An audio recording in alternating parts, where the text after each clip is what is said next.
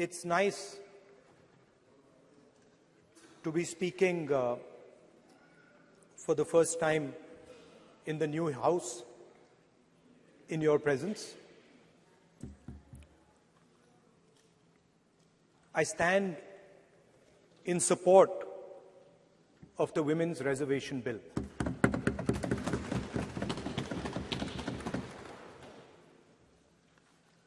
Yesterday, I was listening to the discussion, and the issue of the Sengol came up. And there was a conversation, a to and fro, about the Sengol. And also a little bit about the conversation about the transfer of power from the British to the people of India. Before handing over power to the people of India, the British asked the leadership of the freedom movement, who are we going to transfer power to? And of course, there was a little bit of arrogance in this statement, because they viewed India as a poor country. And the revolutionary answer that our freedom fighters gave was, we are going to transfer power to the people of India. So we became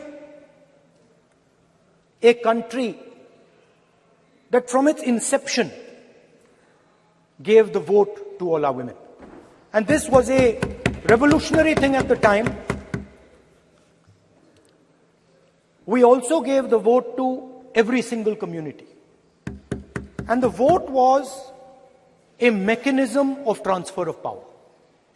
It was designed to further transfer power to the people of India. And if you look at the journey from independence, it's been that journey.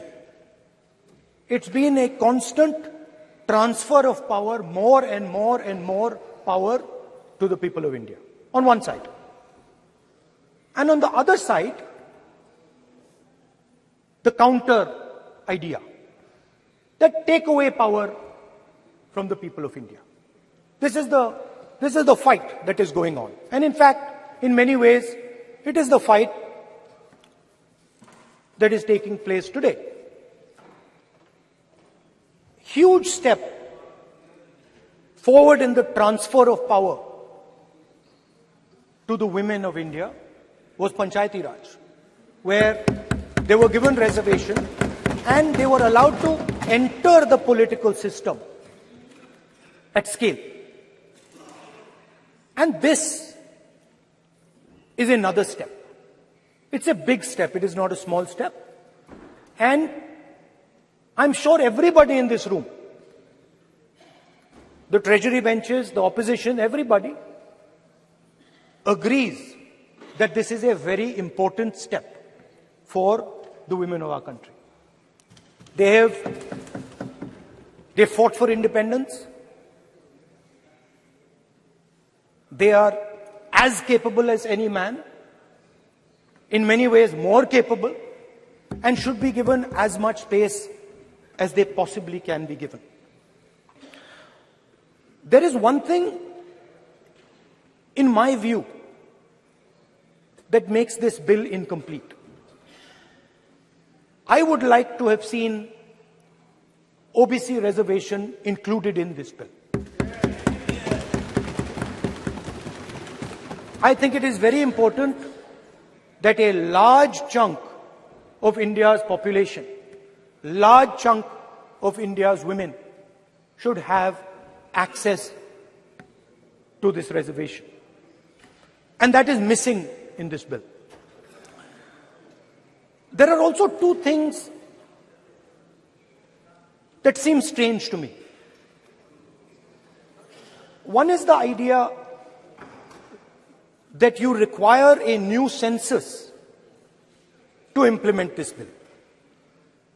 And the second is that you require a new delimitation to implement this bill.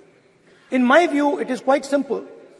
This bill can be implemented today by giving 33% of the seats in the Lok Sabha and the Vidhan Sabha to India's women. And so I wonder if this is not designed to push the ball forward. To push the ball forward 7, 8, 9 years, and then let this thing play out the way it does. I know my friends tend to like to take the attention of people away from other issues. You know, there is of course the Adani issue, which is they always want to take the attention away. But there is another, I would like to say that. One of the things that, this is quite a nice building. Nice peacocks. Nice peacock feathers on the ground.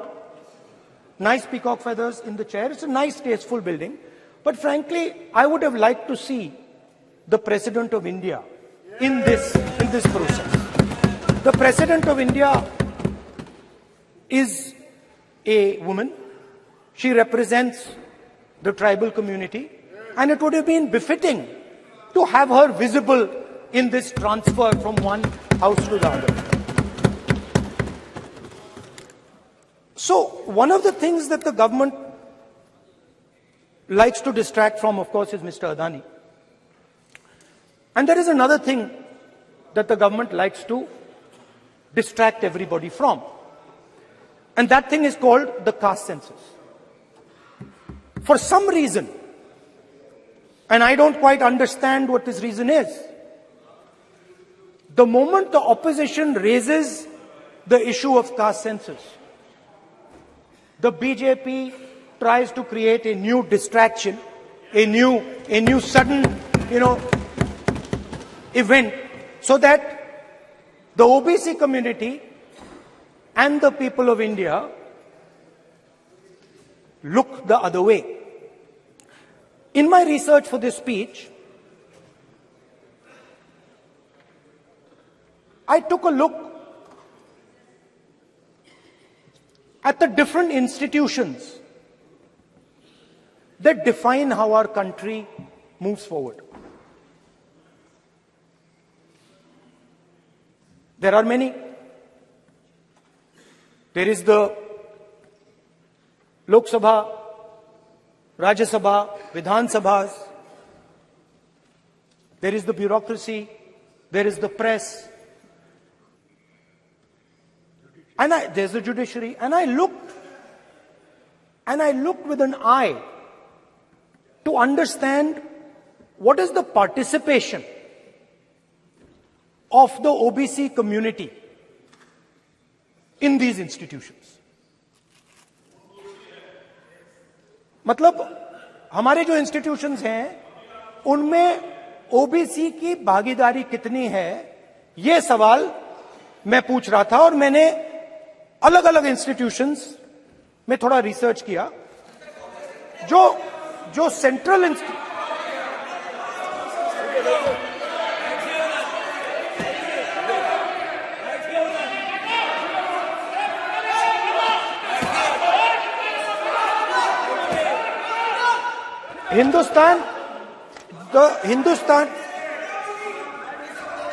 the central, don't worry, don't be scared, we are discussing, डरो मत, हम caste census की बात कर रहे हैं, डरो मत. तो मैंने, I checked, simple thing I did, I said, look, what is the most important set of people in the government of India? The people who define how this country is governed. Of course, Lok Sabha and Vidhan Sabha, but beyond that, they are the 90 secretaries of the government of India. 90 people, secretaries, are responsible for managing the core of the government of India. And I ask myself the question, how many of the 90 people come from the OBC community? And I was shocked and shattered by the answer. मैंने ये सवाल पूछा कि ये जो 70 secretary हैं, 90 secretary हैं, ये जो हिंदुस्तान की सरकार को चलाते हैं, जो बजट को चलाते हैं, इनमें से ओबीसी कितने हैं? नरेंद्र मोदी जी प्रधानमंत्री हैं, ओबीसी के लिए काम करते हैं। मैंने ये सवाल पूछा। मैं आपको जवाब देना चाहता हूं, हिंदुस्तान के सेक्रेटरीज 90 में से सिर्फ 3 ओबीसी से हैं। और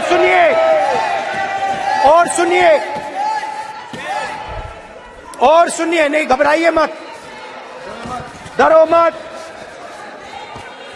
और सुनिए, ये जो सेक्रेटरीज हैं जो ओबीसी कम्युनिटी से हैं, ये हिंदुस्तान के सिर्फ 5% बजट को कंट्रोल करते हैं। मतलब अगर हिंदुस्तान का बजट 44 लाख करोड़ का है, तो ये 2.47 लाख करोड़ मतलब 5% कंट्रोल करते हैं। और सुनिए, मैं कर रहा हूं, मैं वहीं आ रहा हूं।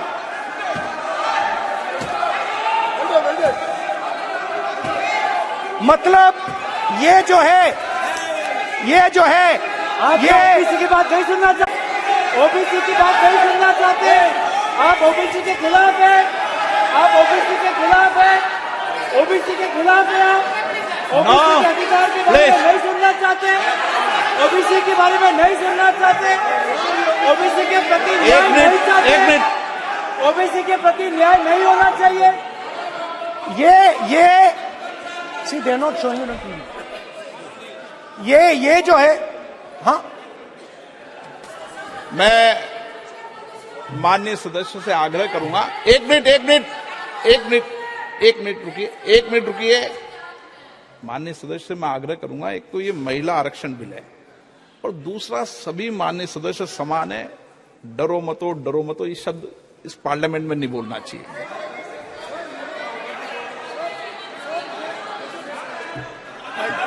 सर, ये जो डिस्कशन है,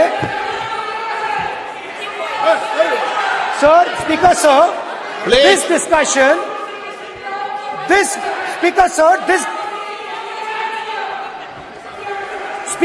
this discussion is about the transfer of power to the people of India. The women being one group of the people of India and the OBC community being another group of the people of India. And I am elaborating that the OBCs, who number a huge percentage, have 3% of the 90 secretaries of this country and control and define 5% of India's budget. This is an insult and a shame to the OBC community. ये OBC community का अपमान है। तो सवाल उठता है कि इस देश में कितने ओबीसी हैं, कितने दलित हैं, कितने आदिवासी हैं, और उस सवाल का जवाब सिर्फ कास्ट सेंसस से मिल सकता है। तो मेरा सरकार को एक सुझाव है, सबसे पहले ये जो महिला का बिल है, इसको आप पास कीजिए, आज पास कीजिए, ये जो आपके लागू कीजिए, और ये जो डिलिमिटेशन है जो आपने बोला है, और ये जो सेंसस है, इसकी कोई जरूरत नहीं है। 33% आप महिलाओं को सीधा दे दीजिए। और दूसरी बात, इसको बदलिए, इसको आप बदलिए। कैमरा नहीं है सर, कैमरा नहीं है, आपको ही दिखाएंगे सर, पूरा भाषण में आपको ही दिखाएंगे। ये आप बदलिए। ये जो लिस्ट है, ये ओबीसी समाज का अपमान है।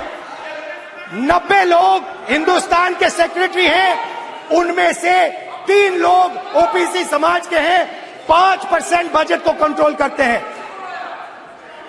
तो जल्दी से जल्दी आप कास्ट सेंसस कीजिए, जल्दी से जल्दी जो हमने कास्ट सेंसस किया था उसका डेटा आप रिलीज कीजिए, और अगर आप नहीं करेंगे तो हम कर डालेंगे। Thank you.